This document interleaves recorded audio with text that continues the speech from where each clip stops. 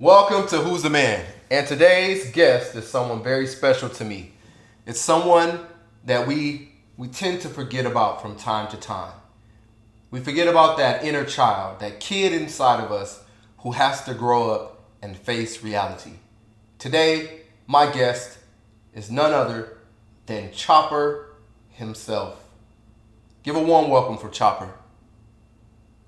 Chopper, welcome to the show. Thank you for having me.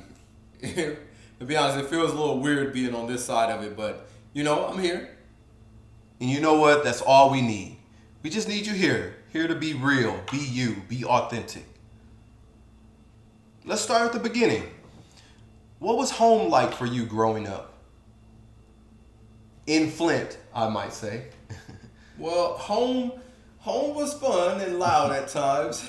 I will admit, I did have most things that kids didn't have, but sometimes it was heavy. Mom was my everything, but she was very unpredictable. Some days she'd be cheering me on, and the others, when she got mad, you felt it. She would whoop me a lot. Sometimes for things I didn't even understand. Yeah, a lot of people don't realize how much that sticks to you. That kind of fear, it gets in there deep. What about your dad? What was the relationship like with your dad? Well, my dad, you know what? I love my dad with all my heart and soul. Dad, if you're watching this, you know I love you. But due to my mom and my dad's relationship at the time, he wasn't allowed access to me and my sister. He almost felt like the piece I could never keep. I wanted him around so bad, but it's like the times that he showed up, it just caused problems. My mom would say, he didn't want to even see us, but later I found out that he did, and that wasn't true. She just didn't let him, and that kind of messed me up because at times I didn't know who to believe.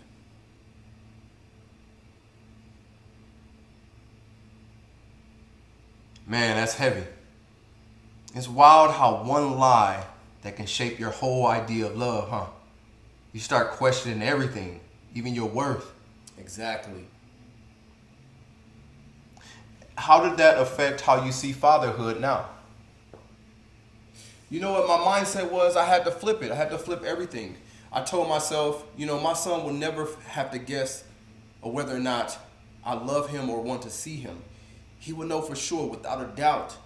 So I'm there every day. I have my son full time, and I don't take that for granted.